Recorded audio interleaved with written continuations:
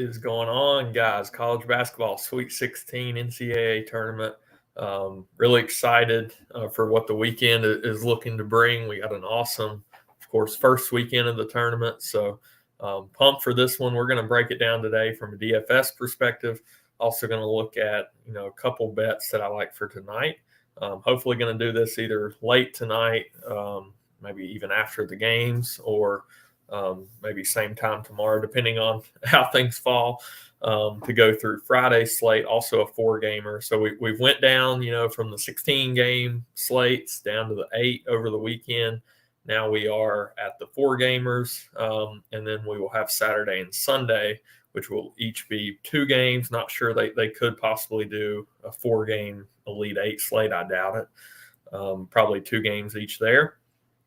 And then, of course, we'll have the 2-game Final Four slate next weekend too. But if you have not checked us out, I've linked 2 things in the chat. I've linked our our cheat sheet for DFS for college basketball for tonight's slate. And I've also linked free trial to our Discord. So be sure to check both of those out. If you guys have any questions, feel free to drop them in the chat, ask as we go. I'm going to break it down team by team, which we can do a lot better now with only 8 teams on the slate. Of course, we have some time spread out as far as what when games lock.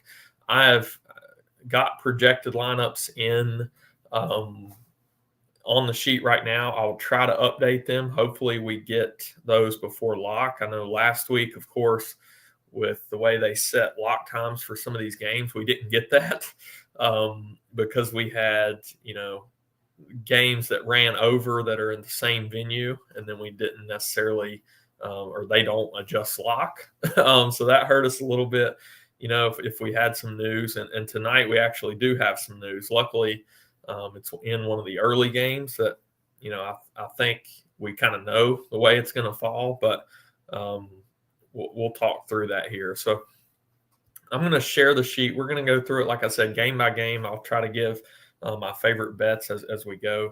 Then I will also be dropping in. I'm going to switch over to SaberSim, which I use sometimes as an optimizer. Even if you are only building one lineup, sometimes it pays to plug the projections in to the opto and then kind of run them and see exactly, where's the chalk going to lie? What are the projection systems saying? What are our projections telling us? And we'll kind of talk through that just really quick at the end. So switching over to our sheet.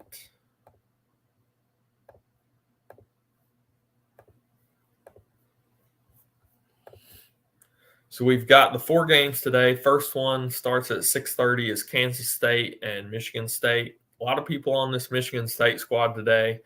They are the favorites over Kansas State. 1.5 point favorite, 136.5 total.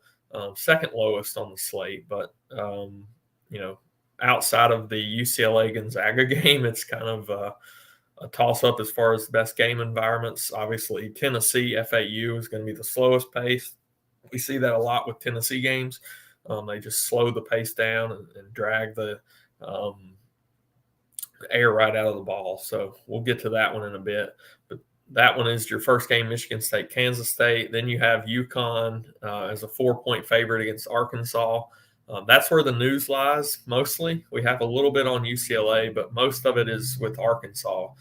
We saw Nick Smith just kind of get benched last game. A lot of that, I think, is he's still dealing with a knee injury. Then you have Anthony Black, who has been reportedly in a boot since the last game. And I did see, just before I hopped on, I seen some news that Black did practice, but he was pretty gingerly on that ankle. So on his leg. So I think it was ankle, but that's pretty concerning for this Arkansas team who I had, going to the Final Four here. I think it is between these two as to who comes out of this region. Obviously the other game is UCLA Gonzaga in this region. And we'll get to what my thoughts on that one in just a bit. But I think both of these teams have a really good chance. I would much rather have Arkansas healthy. But, that's very concerning, and we'll talk through it from a DFS spot when we get to the team by team. Tennessee, FAU. Tennessee's the 5.5-point favorite. Pretty low total, under 130 here. Got to like the Tennessee side for me. I think they just kind of clamp down on this FAU squad, force them to shoot jump shots. If they're going in, yeah, maybe they have a chance. But I think Tennessee just kind of gets out to a slight lead, 5 points, and kind of just rides that all the way through. I don't think it's a complete blowout, but it's just one of those Tennessee games where they just control the pace, control the score, and kind of advance. UCLA Gonzaga is the late game, most DFS friendly spot on the slate. UCLA is a 1.5-point favorite, 145.5 total. I really like the Gonzaga side in this one, and I think a lot of people are going to end up being on UCLA. And there was a lot of talk about, before brackets came out, about fading Gonzaga, whether that was here, whether that was against TCU. This Gonzaga team's playing very well. If you watch, them over their first couple games, mainly against TCU played very good. Mike Miles was just on fire in that game. They matched him shot for shot pretty much the entire time. Drew Timme just ate TCU inside. I think he could do so again here. When we get to team by team, I'll kind of talk through why I think that. So let's go ahead and switch over to our all players tab. I have it currently sorted by team. I'm going to go in order of the game. So Kansas State, Michigan State first. Kansas State, they have a lot of favorable prices here. A lot of chalk, I think, comes in this spot for Kansas State. Noel, who has just been smashing, is 9,400. I think he's popular. I think Keontae Johnson comes in popular at a discounted tag of 7,900. Gets a very good matchup in that Michigan State. We've targeted bigs against them all year. Now, Naquan Tomlin, is 6,600, a little higher price than I would like. He usually sees in the mid-20s minutes, but in this matchup, I think he could push for 30. I think that makes him a very strong GPP play. Desi Seals and David Nguesson, transfer from Virginia Tech, 4,200. I think he's a popular value on the slate. 4,200 is just, there's not much in that range. And if you're going to get over 20 minutes and a decent matchup for him as well, that he could go down and get some rebounds against a weak front court for Michigan State, I think he becomes popular. He's the way I rank this team, I would prefer Keontae Johnson over Noel personally, just because of the 1,500 discount and the down low matchup for him. I think he could crush. I like Tomlin quite a bit as a GPP play. Somebody who, when we run this optimizer through SaberSim with the projections, is not going to pop. Again, I have him in for 24. He pushed up to 30 in their last game. I think he could do, and going up against another big in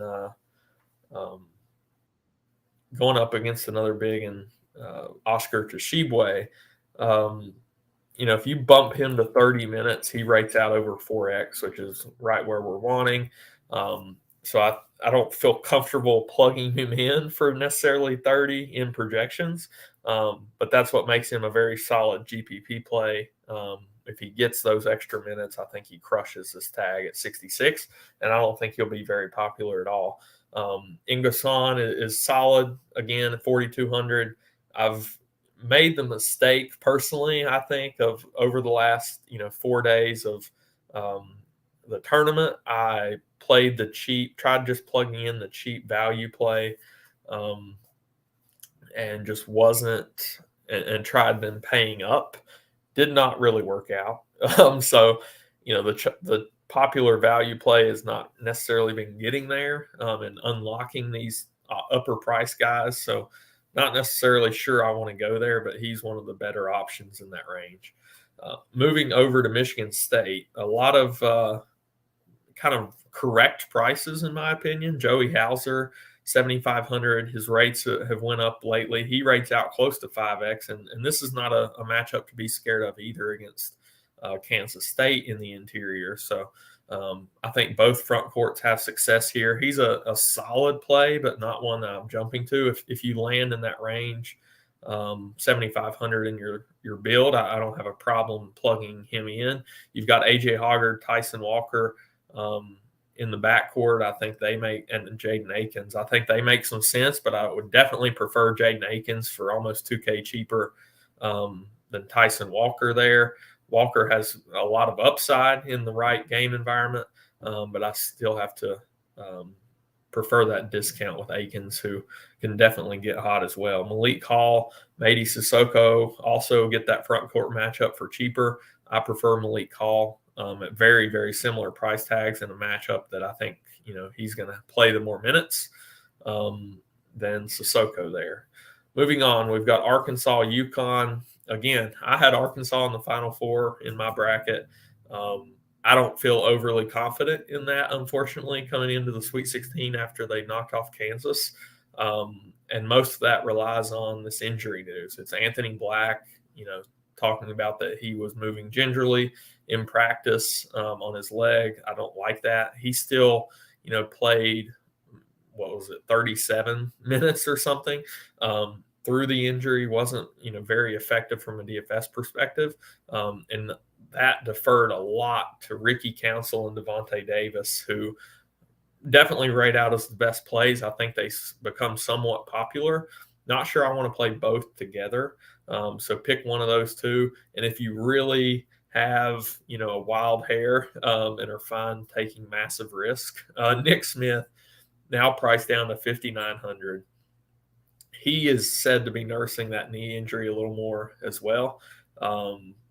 But man, if you get the shot volume and with the shot falling, and he plays those minutes that close to 30, he could smash this tag. But man, you cannot play him in like a single entry type build. I mean, we saw his floor. He got benched. I don't know what, ineffectiveness plus injury. Just he's struggling right now.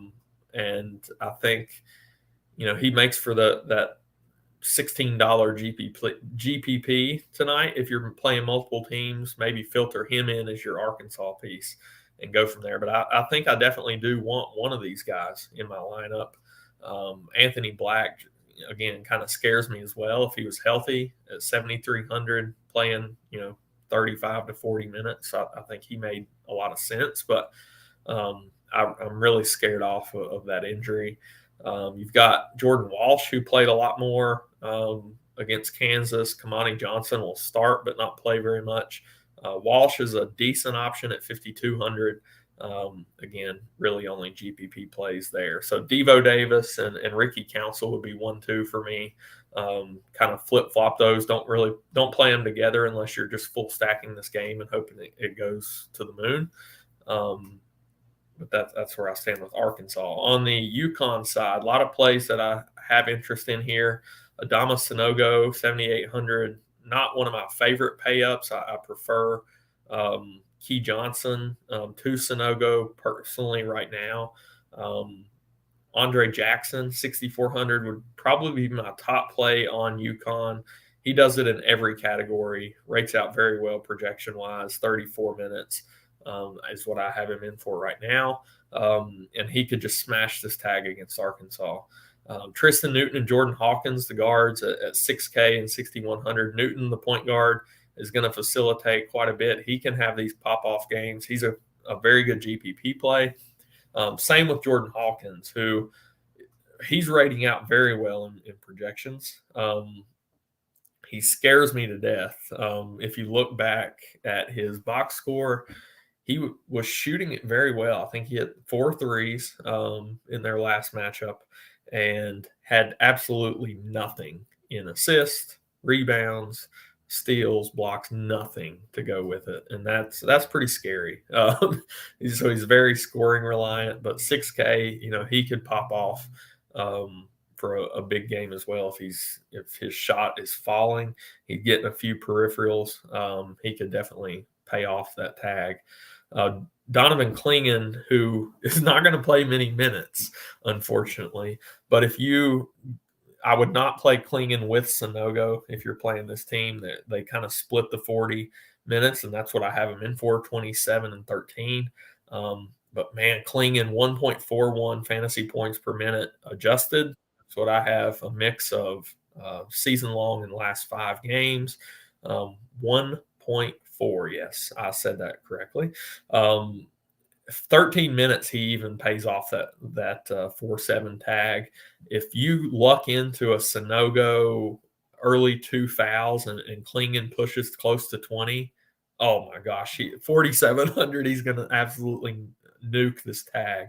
And I think that makes him probably my favorite play under 5K on the slate. So the way that I rank UConn right now is Andre Jackson, Clingan, and then pretty much a toss-up with Newton and Hawkins, and then Sanogo.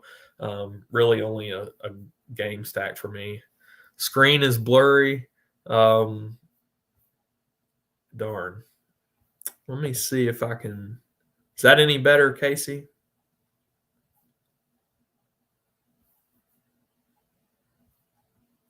Let me know if that's better. I'm trying to talk through this, but I'll make sure it's a little more zoomed in. But there's nothing really that I can do about it being blurry. I'm surprised because I have good internet connection myself. Okay, not any better. Maybe I know you're a member, so maybe pull up a copy of the sheet, and I have it currently sorted on the All Players tab, and you can kind of follow along game by game as I get to that specific team. Let me try to stop sharing it and redo it, and we'll just give that one shot. Not sure if that was any better, but definitely check out, pull up a copy of the sheet and have it side by side. All right, moving on. Game number 3 is the FAU Tennessee game. You've got Tennessee is the 5.5 point favorite. I think they win this game. Santiago Vescovi has taken over a massive usage bump with no Zakai Zagler. 7,500. I think he's a solid play that if you're going more in that mid-range build, I think he makes some sense. If you go to FAU, they are slightly above, pace. Obviously, I don't think they're quick enough to push Tennessee's pace, but 67.5 implied points by Vegas for Tennessee is pretty on their higher range.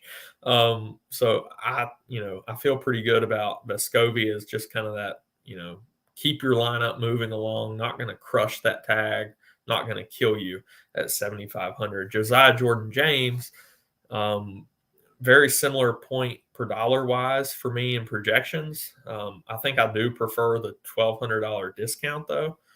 For Jordan James, who contributes in lots of categories. I think he makes for a solid play. We saw Olivier Nakamwa, and I probably just butchered that name, just smash, points wise. He didn't do much peripherally, and I don't think you're going back there. But man, he was a major part of getting Tennessee through that Duke game. I think, DFS wise, 6,200 is way too high price. So not going to go there. Jonas Adu, who is going to split minutes with Plavsic down low. I think he's a solid play at 5K. Obviously coming off the bench, it seems right now, would be something to watch if Adu did get the start, for some reason over Plavsic. I might, take a shot on Adu there, especially if you're going that mid-range build and you don't need the 3K values, which I think is definitely viable today. You could go to Adu. Meshack and Tyreek Key have been like interchangeable all year for me. Meshack just stunk it up fantasy-wise against Duke. He's always one of those volatile pieces. We saw, game 1, I talked about it on the show, in that, if he gets the minutes and pushes close to upper 20s, he's a solid play usually. If he just has one of those off games where he doesn't play but 17 to 20. He's not getting there at 4.7. So Tyreek Key is the more scoring dependent guy out of those two. They could need his scoring at some point in this tournament. Is it here? I don't know. But if Vescovi and Jordan James go cold, they're going to need a spark from somebody, and it could be Tyreek Key. Not really in love with the play. Plavsic, I have him highlighted as a GPP option here at 3,700. Man, I ended up playing him against Duke. He went in, got the 2 early fouls, beaten with Filipkowski. Not sure I want to go back there. He scratched out 8 DK points and a lot of foul trouble in that game. I think I actually am going to prefer Adu, but if you need that last spot under 4K, Plavsic isn't the end of the world type of play. On the FAU side, I don't have any interest in any of these guys. I know John L. Davis and Elijah Martin rate out pretty well, but paying over 7K for the studs off the team going up against Tennessee is not something I've done all year long. So I'm not going to do it here. Brian Greenlee, 4,100. I don't hate the idea of taking a shot on the cheap value play for them. But so if you need and land in that range, Greenlee is not the end of the world at 4,100, but definitely not something I'm prioritizing. Moving on to our last game. And Casey, is it better now? Because I pulled it up on my phone and it actually looks pretty clear on my end. Moving on to Gonzaga UCLA. Gonzaga, I think they win here. I'm on this side. I'm on Drew Timme. He's going to be the first guy, I think, in my lineup. I'm prioritizing him at only 8,900. This guy looked like an absolute monster. I know, he struggles some in physical games down low. I don't think this is it. He looked like a stud. He's going to carry this team. If they feed through and work through Drew Timme down low, he just eats. I think he does it here with a banged up Adembona. And the backups behind him for UCLA, I'm not scared of. So Timme, priority on this slate for me. Anton Watson, 8K, rates out very well, actually, for me there. I think he is an interesting play. Definitely can play both of them together, in my opinion, especially in the highest total on the slate. And you're probably going to want UCLA pieces too. So if you play both of them, I think you can flip with Watson and Timme. Strother, who crushed in round 1, I don't think he's going to do that very often. And 8-1's a tough tag to pay, so really only for game stacks there for me. We've seen Rasir Bolton play pretty well against TCU. 4,600, he falls in that range where there's not very many good plays, and I think Bolton makes some sense. Nolan Hickman kind of struggled here and there, but 30 minutes, 5,300, I think he makes for a decent play as well. The rest of Gonzaga, Malachi Smith, Ben Gregg are all minute dependent. If they can get more minutes in front of them, like a Ben Gregg, say he has to play some extended minutes over 10 just because of foul trouble or something, I think you could definitely get there at 4,300 if he plays 20, but not something that I'm probably betting on with the fact that I'm going to be pretty high on Timme and Watson. UCLA, to round it out, you've got Jaime Jaquez, who, if I could get to him, I would. I just don't think I'm going to be able to get to him with the value, and I don't want to get in the spot that I have to play like a Plavsic to get a Jaquez. That's personally my opinion right now. I'd much rather play 8,900 Drew Timme. But Jaquez, if you're making a lot of teams, I don't hate the idea of throwing him in there on some. I much prefer to get my UCLA exposure to Amari Bailey, who I rank number 1 of the UCLA studs. Right behind him is going to be Tiger Campbell. I have no problem playing both of them together. 79 and 7K. Both rate out very well. They're both going to be needed, especially with a now banged up David Singleton. Adembona down low, again, is banged up. I'm not sure he'll see the full allotment of minutes. Kenneth Nwuba, Could definitely get some more here. I don't think I'm going to get there. He's kind of like the Plavsic play in that he splits time. He's the backup. I do, for Tennessee started most of the year. And then you had Plavsic now has started for a few games. But in Wuba, behind Bona, he could get, extended run if Bona foul trouble, Bona injury, whatever it may be. He could. So 3,500 only if you're playing like 10 plus teams would I get to in Wuba. But Amari Bailey, Tiger Campbell, 1-2 for me. Jaquez if you can afford him, but more of a luxury type play there. All right, so what I'm going to do, last piece, I've went through each game. One thing before I hop off the sheet, I do have starting lineups projected on the starting lineups tab. I will update these as I can. Hopefully now with less games and a little more spread out at different venues, we get maybe a little too much for the late games to get these before lock. But you can look at what I have projected here: price, minutes, projection, usage through the starting 5, points, assists, rebounds per 40. So you can all take a look at that. Moving on, what I want to do is stop sharing this, and I'm going to share SaberSim. I'm really just going to do this to run and see what are the projections putting us on. Are they giving us one of those cheap 3K guys to pay up for Jaquez? Initially, it's not what I want to do, but if everything dictates it, maybe I work things around to do so. So I have the projections loaded in. If you look on the sheet, under the projection import tab, I have it kind of laid out to where you can copy and then paste this in to upload whatever optimizer that you're using. Because like SaberSim doesn't have projections for college basketball, and even if they did, I would be using my own here. So if you need to upload those, just come to your upload whatever optimizer you're using. Then you're going to have the name and projection. You can literally just copy from the sheet, paste here, save, and they're in there. So I have them loaded in here now. What I'm going to do is, and actually what I want to do before I do this is downgrade John L. Davis and Elijah Martin. Actually, I'm just going to take them out because I'm not going to be playing either one of them against Tennessee. And I know they project very well in my initial projections. So I'm just taking them out. I'm going to run, 500 teams in the pool size. Really, this is pretty much the optimal building off of the I'm going to actually even take randomness off for this, but I'm really just trying to see what's the optimal projection wise and how can we slightly go off of that and get different in our GPP contests.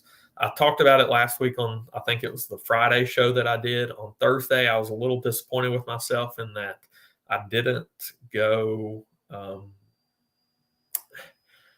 enough off the chalk. I didn't make enough pivots. I've kind of played like a cash lineup in the 2-2-2 GPP. I don't want to do that. I want to be somewhat close to that cash lineup, but I want to make some pivots to low on guys, to like a Tomlin in GPPs and some things like that. So I want to quickly see what the optimal is projection wise and kind of see what we can pivot off of there. It's going a little slow, probably because I'm streaming. It usually doesn't take quite this long. While that is going on, betting-wise, what I want to I'm going to stop sharing this for 1 second, and I'm going to go over to our betting sheet. And I've not updated the odds, so if they've changed, I will update them when I get off of here. But let me share this, our betting sheet. All right, so we've got very similar to how it looks on the matchups tab on our DFS sheet, but we've got each game broken down. We've got the bets down below of tracking those through the tournament. Right now, I've got a 10-8 record, up 2.25 units. A lot of that was over the last 2 days over the weekend. Starting with the Arkansas game there. So where are we at? Kansas State, Michigan State. I like the Kansas State side. Not sure that I'm going to get there betting. I would love to take Arkansas, but I'm scared to death of the injuries that they could just get routed against UConn here. So if I actually betting wise had a side, it would be UConn. My favorite bet of the night is Gonzaga. Plus, I think it's 1.5 now, or money line. I think that makes sense. And then Kansas State, I like them as well, but not sure which one that I want to add. And going into tomorrow, there's a look that I want to get on as well, and that's Texas tomorrow night, -4. I like the Texas side there. That's really the main thing, two bets that I'm looking at that I'm for sure going to be adding right now. Let's see if Saber is done. Yes. Okay. So I kind of thought projection wise that was going to happen. All right. So what happened here was we got a lot of Anton Watson. 95% of the 500 lineup, just with that projection. I knew point per dollar on the sheet he was rating out very well. We also got a lot of love.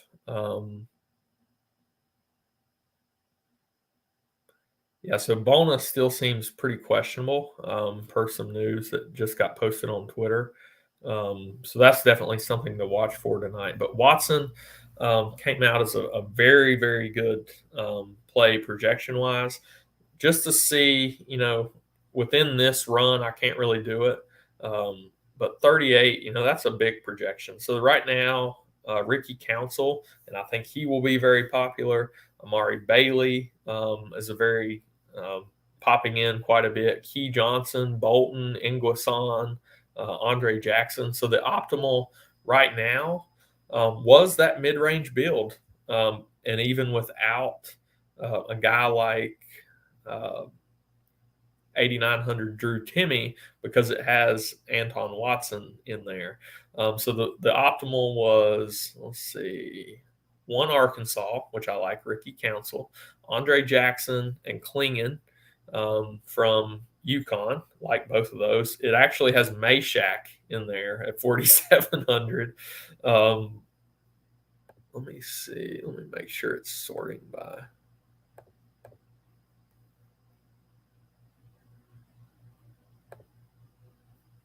Yeah. Meshack in there, Key Johnson, Anton Watson, Bolton, and Amari Bailey. So I really like that team. I think that's close to what we see as far as a cash type build. And just to see how much did we get of Tomlin, I bet we didn't get any. We got 0. So that tells you right now he's not projecting well. He's gonna come in low on. There's just no way people are clicking that name. So I think he makes some sense. Klingon actually, projected even well at 13 minutes. Donovan Klingon popped into the optimal. So again, if he can get some increased playing time close to 20, he's going to nuke that tag. Let's see here. So then it started popping in some FAU value pieces. Rosado, who I'm not really interested in, started coming in quite a bit. But just to kind of look at that, so where would you pivot off of, or what would you think, is going to be the popular build? I think this is very close. I don't think it's Meshack in, cash game, safe type builds. I think people would come off of Meshack. I think people would try to get up to a Drew Timme from an Anton Watson. So if they drop, Meshack and try to get up to Timme, then that you're probably going down into that under 4K range, which is going to be, you would have to, because 89, you'd have like 3,900 left. You're going to be trying to play like a Plavsic or somebody like that. So that's kind of the type of build that I was talking about possibly staying away from. Plavsic popped into 23% of the 500 pool.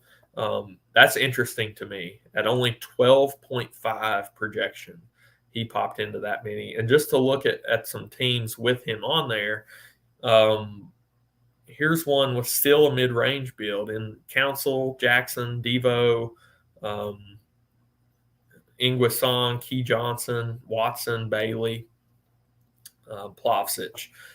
So still he fits in those. I wanted to see if we even get any Drew Timme.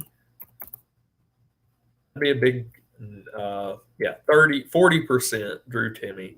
But none with Plavsic in this. Oh, yeah, we did. There we go. In the pool. So 45 of the teams had Timme and Plavsic. Some even had Watson. Let's take out Watson out of this and see if we got any teams. Yeah, so we got three teams out of 500 in this initial run without any adjustments again. That have Timme and no Watson. It's because Watson projected so well. He came in 95%. But Hawkins, I think he'll be popular. Jackson, Greenlee at 41. I think, he's an interesting play, even in a tough matchup, off of somebody like Plavsic down low at the 41, 3K tag. Key Johnson, Sanogo in this build as well with Timme. Plavsic, this one actually had both. So Greenlee and Plavsic. I don't like the double punt lineups. I really don't today. I'm going to try to stay away from that as much as I can. This one had, let's see, I think this one just had one punt. I don't necessarily consider Bolton a punt. I think under 45. So this one had Hawkins, Jackson, Greenlee, Sanogo again. Plavsic, Timme, Bolton, Bailey. I don't hate that build. Oh, no, it had the double. Plavsic and Greenlee. Did we get any Plavsic? No, we had the double punt. So I'm going to try to stay away from that personally.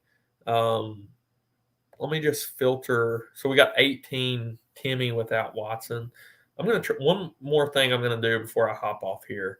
I'm going to a little under project Anton Watson. He is just so close to Timme that he's not popping into anything.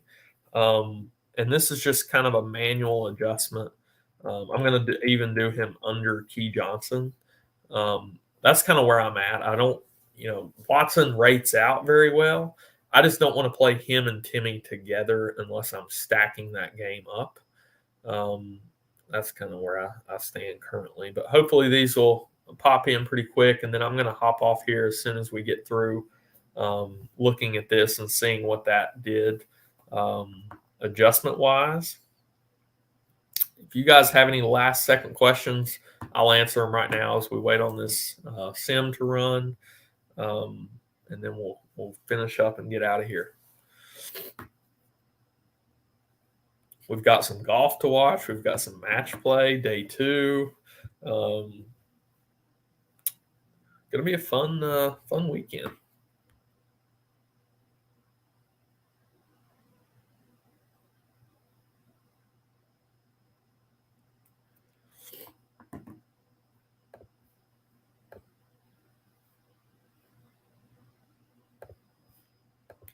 It may finish today, and it may finish tomorrow.